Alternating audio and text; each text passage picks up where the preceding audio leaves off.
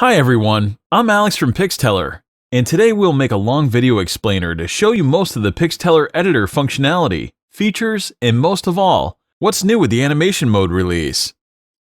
So, let's open the PixTeller editor in blank format, and we'll take things from there and show you step by step.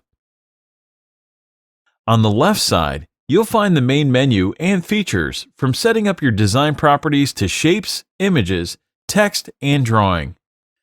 On the top of the page, you'll find an extra menu where you can order, rotate, set opacity, set alignment, flip, clone, delete any elements selected for your design. Also on the top right, you may find the history undo and redo buttons. On the right corner of your header, you may set up or change the design title and set the privacy to public or private. Any private design will be visible only to you under your PixTeller account.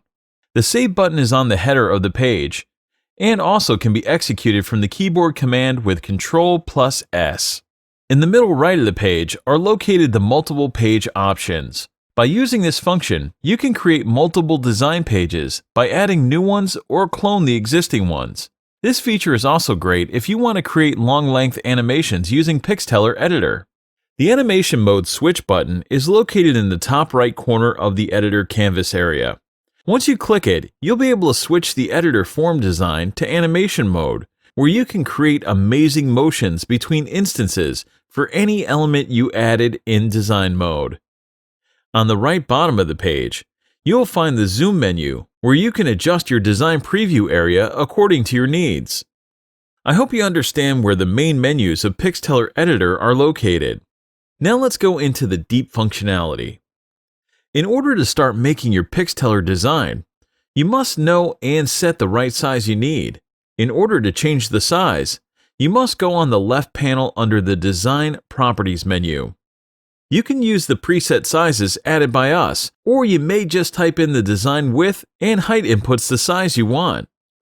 Let's say we want to make a landscape design for a Facebook post. And to do this, I will click on Preset Size button and choose 1200 by 630 pixels dimension. Once I do this, the canvas design will adjust according to the new dimensions. Another great way to change the canvas size is the Smart Resize options. This is great when you use pre-made layouts and you want to automatically adjust all the elements to new dimensions. I know it's not perfect yet, but many times it helps me a lot and especially saves me a lot of time when I convert a size to a new one. From the design properties, I can also change the background color. The default background color is white, and when I click on it, the color menu will open.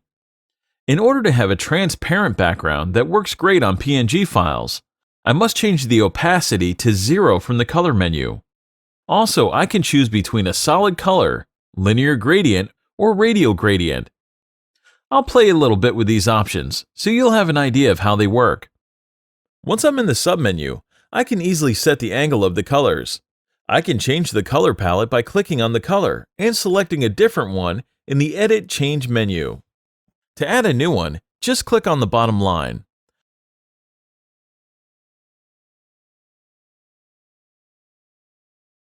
To choose the right color, you have plenty of options. You can pick from our default palette that I think is really great. You can use Advanced Mode, or you can just roll over your mouse cursor over the canvas and pick a color from there. For more experienced users who know the exact hex or RGB of the color, you can paste the exact color code in the related inputs. For this example, I'll use one of my favorite colors. That is yellow. Once the design size and background are settled, let's go to the next menu from the left section, that is, Shapes. I can choose from the most two common shapes like rectangle and ellipse, or I can just click the More Shapes button and choose from thousands and thousands of different shapes.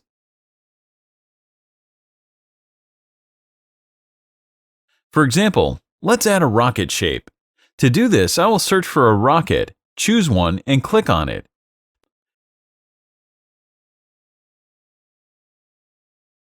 The rocket shape selected will be added to the top left of my design area with a default size of 100 pixels width and 100 pixels height. Now you can do whatever you want with the shape. You can scale it and keep its aspect ratio by dragging the shape from any corner of the selection area. Or you can move it to any place of the design area. From the Shapes menu, you can manually set the width, height, horizontal, and vertical positions by inserting the right values in the related inputs. Keep in mind that all these input values are in pixels.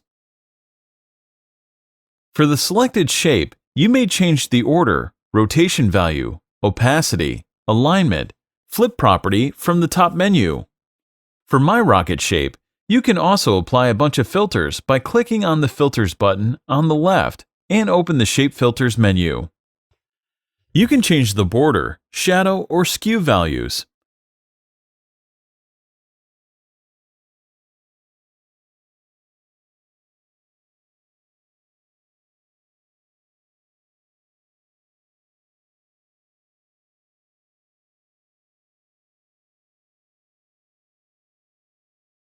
You may also adjust the shape, brightness, hue, saturation, lightness, and RGB. What is awesome is that you can add a blur, noise, or pixelate effect on your design shapes. In my case, I will add just a simple shadow filter.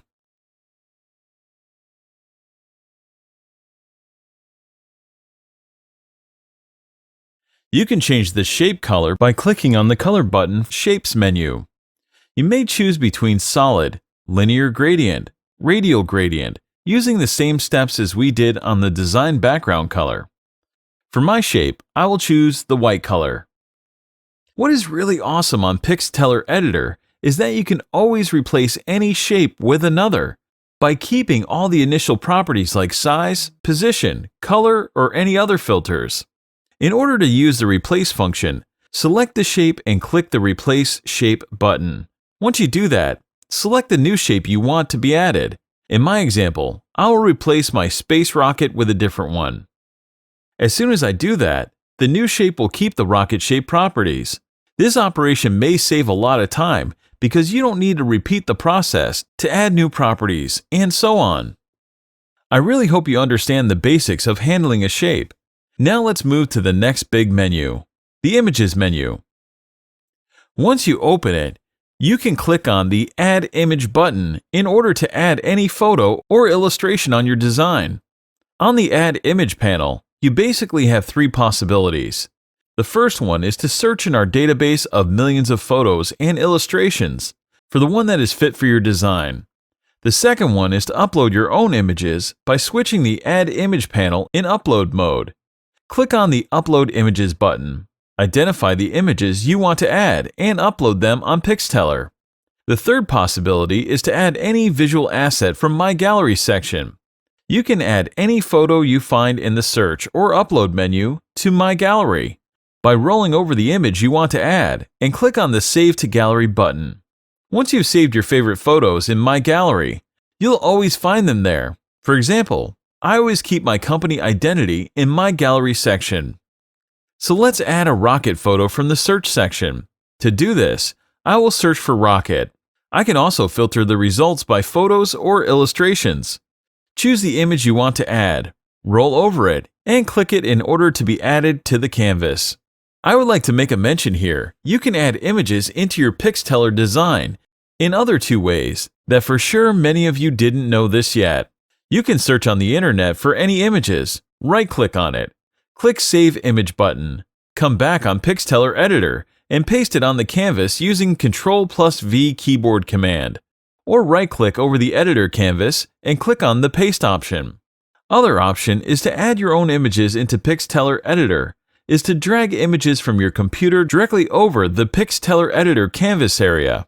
The images will be automatically uploaded and added to your design. Now, after I showed you how to insert your image into the PixTeller design, let's play with my rocket photo. I can scale it by keeping the aspect ratio, by clicking and dragging any corner from the image selection. Also, I can move it onto any place of the design. You may find very helpful the guidelines. An option that sometimes is misunderstood is that I can resize the image at any size without destroying the aspect ratio. We call this the clipping crop function. I can change the clipping position by selecting one of 9 points. The default clipping position point is on the middle center. Remember that, for my rocket photo, I can change the order, rotation value, opacity, alignment, flip property all from the top menu. In my example, I'll set the image as background by clicking on the Set as Background button from the left menu. Once I do that, the image will be resized to the design size. In our case, a Facebook post, 1200 pixels width and 630 pixels height. Also, I want somehow to have a border around, so I will manually resize the image from the width and height inputs by decreasing the width and height with 100 pixels and 60 pixels respectively, and set the alignment to center and middle. I can easily crop any wanted photo area without destroying my photo properties like size or position from the editor. Another option for your images added on PixTeller Editor is that you can mask them with any shape available. You can choose from thousands and thousands of shapes, from geometrical shapes to ones that you didn't even know that exists. In our case here, the best mask is the rectangle that is the default mask for all the images you add on into the editor. But do not forget, you can update the mask at any moment. The true power of PixTeller comes with a bunch of filters and effects that you can apply to your photos and illustrations. By clicking on the Filters button on the left and opening the Page Filters menu, you can apply image effects like Vintage to Sin City, from Clarify to Glowing Sun, and give to your photos used on your design a stunning new look.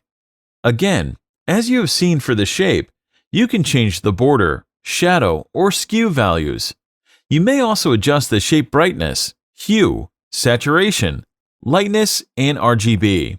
What is awesome is that you can add a blur, noise, or pixelate effect on your design photos. Most of these filters you will not be able to find elsewhere on any other online editor. But most important is that you can use all these filters to create your own videos or GIFs from just a single image. We'll show you how a little bit later in this tutorial, so be patient.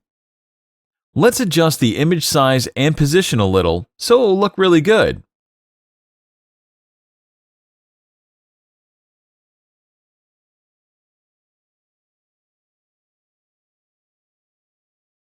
What is really nice is that you can always replace the image with another one and keep all the initial properties from size and position to any effect or filter. You can do this by clicking the Replace Image button and choosing another photo that will replace the old one. This function is really time-saving. Now let's move forward and see how to add a text element to your design. To do this, just click the Text button to open the text panel. Once the panel is opened, click on the Add Text button. A default text element with a black color will be added on the top left corner of your design. Let's move it to a more visible area. Now, double-click the text input in order to change the text. I will choose a title from a Jason Silva video that, personally, I love it. It's called Creativity is Madness. So I replaced the default text with this. And remember, you can always replace any text at any moment. Once the text has been added, let's adjust the text element container width. I always love these numbers, so I'll write the exact size I want in pixels in the input container. I'll resize it to 400 pixels. I know it may be hard to do this, but you can also resize the text container using your mouse, but it's harder to get exact values. The default font that is used on PixTeller Editor is Oswald. Let's pick up a new font by clicking on the Font Family button from the left menu. Once I do that, the Font Family panel is opened. We have two possibilities now. The first one is to choose a font from PixTeller default list that you can easily filter by type: serif, sans serif, monospace, handwriting, and display. You have available over 150 fonts on PixTeller for free. The second option is to click on My Fonts button, and from there you can upload your own fonts. As you see in this video, I already have over 100 fonts uploaded on the editor. Once the font is uploaded, click on the font name and the font family for your text will be updated instantly. In our example, I will choose a font that is the default list. I will go and I will apply the display filter. I will search for a font family that I think is fit for this example, and I will click on it in order to update my Creativity is Madness text element. Breamcather is the font I choose. Now let's align the text on the center and let's update the font size. You may write the size directly on the size input, or you can play with the slider and make the fine adjustments by clicking on the plus or minus buttons. Perfect! My text looks great at 90 pixels font size. From the top menu, you can easily change the text element order, rotation value, opacity, alignment, or flip property. I'll set the text element in the middle center of my design using the top menu alignment buttons. You can also change the text style by checking the Text Filters option. From the Text Filters panel, you can change your text line height and letter spacing. Also, you can change the border, shadow, skew, and scale values. You may also adjust the shape brightness, hue, saturation, lightness, and RGB. What is awesome is that you can add a blur, noise, or pixelate effect on your design text elements. All these options are a goldmine when it comes to create a video motion between instances in the animate mode that we'll show you later and in future tutorials. Another great thing that works really well for single-line text elements is that you can add filters like circle, concave, convex, warp, and triangle warp. This kind of text element styles you will not be able to find anywhere else. Combining these effects values between instances in video mode will result in some awesome videos or GIFs that include text elements. For my example, I will apply a warp effect.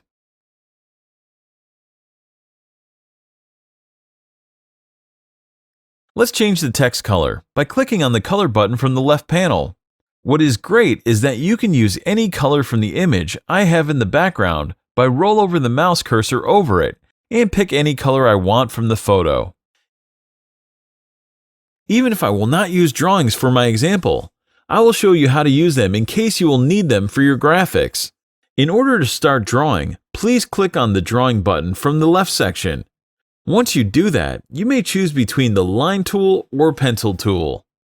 For each drawing tool you decide to use, you can change the color, the line size in pixels, and the line type. You can exit the drawing mode by checking the Stop Drawing button from the left. As a note, each drawing will be interpreted as a shape once you exit the drawing mode. To delete any unwanted elements, you must select them. You can also select multiple elements by keep pressing the Shift or Control key from the keyboard and clicking on the elements. Once the element or elements you want to delete are selected, you can press the Delete button, or press the right click of the mouse and press the Delete Element button from the list that opened. Now I'll make a button using 3 shapes that later I'll group them to one element. I know many of you don't know this, but you can group at least 2 shapes in just one element that is much easier to handle. In order to do this, I'll open the Shapes panel from the left, and I'll add 1 circle and 1 rectangle elements. See what I did there? I copy-pasted the circle using the keyboard shortcuts Ctrl+C and Ctrl+V. So now I have 2 identical elements to use for my button. Next, I will move them and I will increase the rectangle width. I will position the circles on the left and right side of the triangle. The line guides will help me a lot to exactly position the circles in the right place. Also, advanced users may use the inputs to exactly position the elements accordingly. Now the shapes seem to look like a big button. I will select all by keeping pressed the Shift or Control key and clicking on each of them. Once that all 3 shapes are selected, I can use the Group keyboard command Ctrl+G, or just click on the Group Elements button from the left section. From the Group panel in the left section, I will change the colors to a common one. You can resize the group by keeping the aspect ratio using the mouse and dragging one of the group selection corners. I'll move the group to the place I want it to be. And let's add the text for this button. I will open the Text panel and I'll add a new text element by clicking on the Add Text button. I'll update the text content, change the font family and font size, change the text alignment on center, resize the text container width, and move it over my button.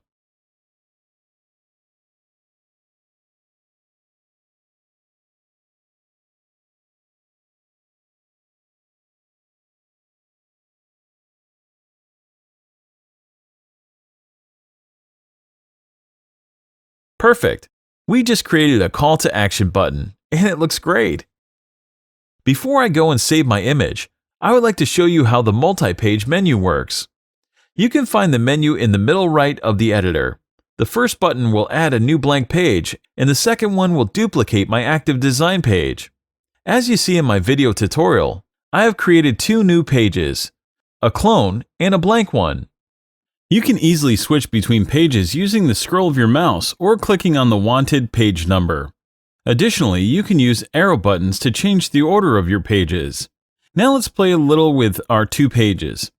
I will change the text and background image, just for practice, so you can better understand what our editor can do. If you decide to delete a page, you must have the page active and click the Delete Page button located on the multi-page menu, exactly as you see in my example. As you can imagine, the multi-page option in PixTeller Editor is a great asset to make complex videos or GIFs using the animation mode. But we'll talk more about this on future lessons. Now let's save my image design. Before I do this, let's update my design title from the top right input from the header. I will call it Image Design Example. I can also change my design privacy to public or private. I really recommend that if you use your images created on PixTeller for commercial purposes, or if some elements like photos and fonts have copyright licenses, to save in private mode. The private mode is available for all Pro and Diamond accounts. Any private design is available only for you to use or edit. If your design is for personal use or you don't have anything to hide, you may set the privacy to public, as I will do in this example. Any public design can be used by any other PixTeller user by sharing the URL of the final result. Once I have set my creation title and privacy, I can save my image in order to download, share, print, or anything you want to do with it. The Save button is located on the top right corner of the page.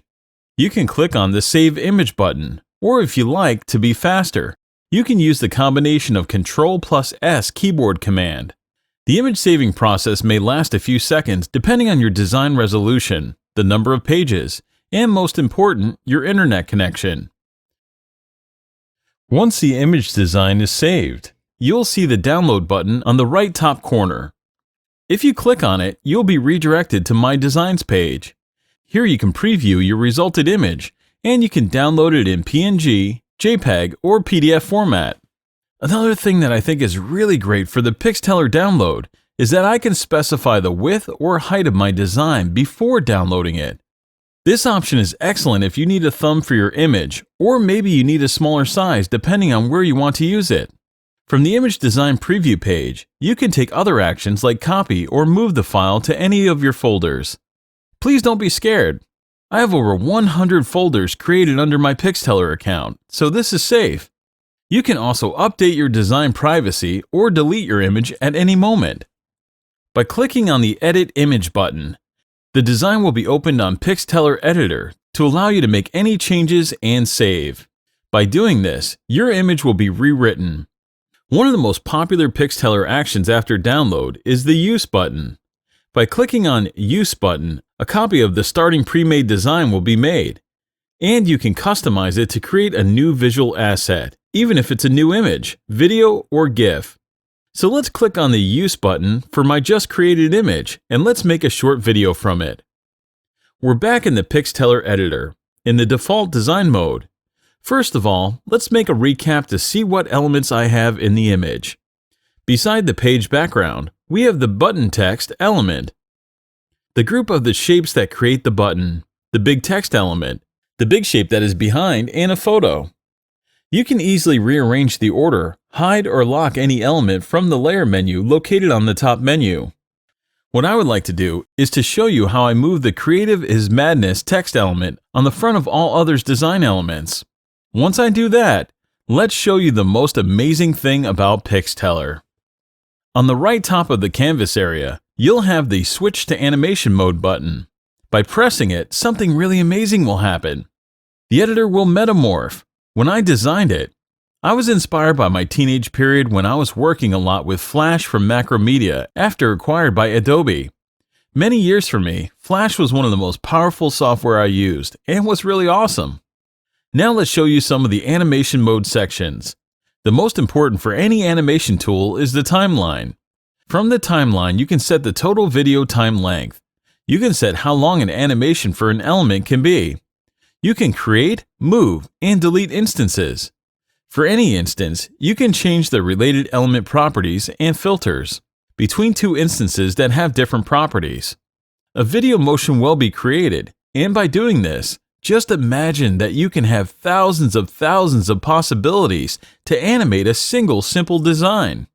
Also, from the timeline, you can reset the instances to their default state from the design mode, and you can set the motion acceleration between two instances. On the left side are the Properties and Filters panel for each element instance I have selected. I will show only the properties and elements that can be animated.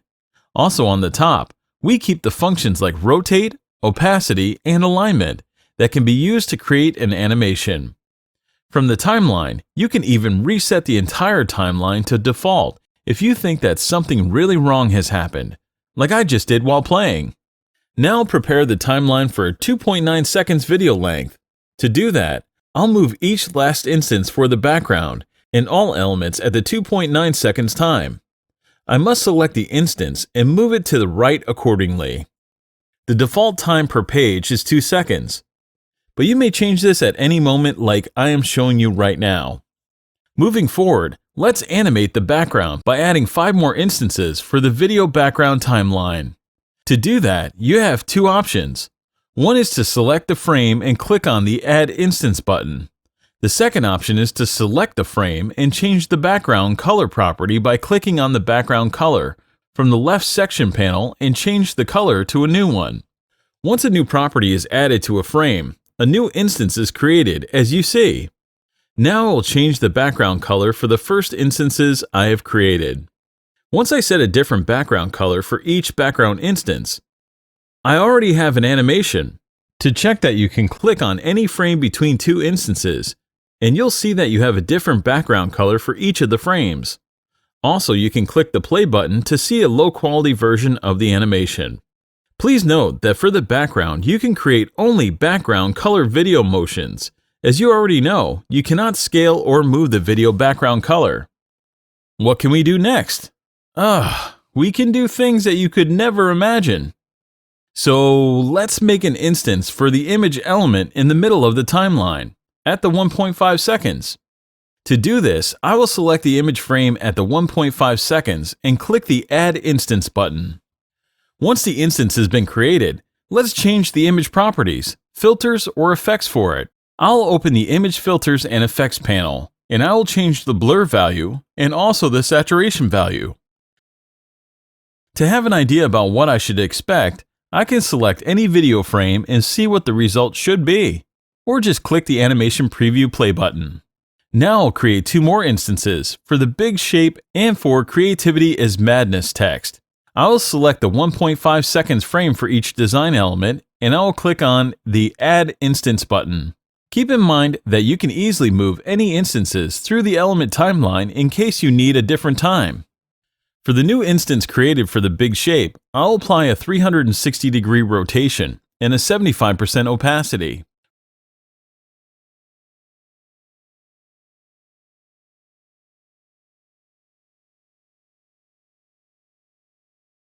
For the 1.5 seconds instance of my Creativity is Madness text element, I will open the Text Filters panel, and I will set up the Warp filter power to 0. Now let's take a quick look to see what we made, and let's continue to some advanced things. Let's set the acceleration for the shape. The default acceleration between 2 instances is linear. In my example, for the shape animation between 0 seconds and 1.5 seconds instances, I will set an ease out acceleration, and for the shape animation between 1.5 second and the 3 seconds, I will set the ease in acceleration. To set or change the acceleration, you must select any frame between 2 instances, and click on the acceleration type from the top right corner in the timeline section as you see in my example. Let's create 5 new instances for the group button. I will click on each 0.5 seconds frame, 1 second frame, 1.5 seconds frame, 2 seconds frame, and 2.5 seconds frame, and add for each of them a new instance. For the instance at the 0.5 seconds of the group, I will change the color. Now I'll copy the 0.5 seconds instance by pressing the copy button from the top left of the timeline section. I will select and replace the 1.5 seconds and 2.5 seconds instance with it. The copy-paste instance action will help you a lot in the video making process. I think that is enough, so I'll rename the title to a more relevant one. And now it's time to save the animation in order to download it. You have 2 options located on the top right corner. One is the Save button, which will save your animation source code without render, so you'll not be able to download the video or GIF after the save. This option is great when your work is in progress, and you don't want to lose the steps you made until the save is executed. The second option is Render and Save button, and I'll press it now. The action will start to render and upload the animation, including the source code, on our servers, in order to be able to download or use it at any moment. The time it takes to render depends on many factors, like animation time and size, your computer power, and your internet upload speed. In most cases, for a small time length video, a few seconds, the render and save time is under 1 minute. Once the render and save has been done, you'll have to choose from 2 options: continue to edit your animation, or click the download button to be redirected on the preview page. From the preview animation, you can click on the download button and download it in MP4 video format or GIF format. What is really cool is that you can adjust the size by keeping the aspect ratio according to your needs. From the Actions panel, you can copy or move the video on any of your folders, or you can update your privacy settings or delete it, just like a regular design. The full power of PixTeller is that I can use any pre-made image or animation design. By pressing the Use button, I can easily just replace some elements in design mode, go in animation mode, save, and render. As you can see, I'll make a quick test to see how fast it is. Once the editor is open, select the text elements and make the changes by writing another text message. Update the font size and family. You can also click on the background image and replace it with another one. If you want, you can select the big shape and replace it with something new.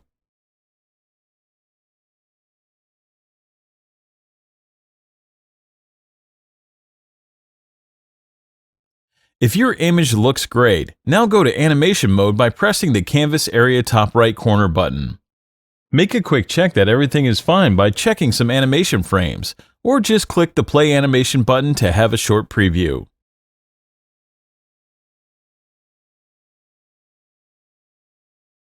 If all is good, update your title and click Render and Save button.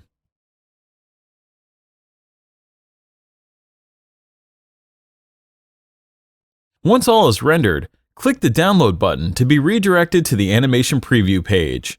Now you can download the animation in video or GIF format, and it's ready to go viral. I'm Alex from PixTeller, and I really hope you enjoyed my video explainer. If you have questions regarding what we made, don't hesitate to contact me or one of my team via live chat or contact form directly on PixTeller.com. Until next time, please join PixTeller.com and create your own images, GIFs, and videos for your websites, banners, social media posts, mobile apps, business, and more. It's free! Create images, GIFs, and videos for social media, digital ads, websites, and blogs, covers and headers, even presentations. Only on PixTeller.com.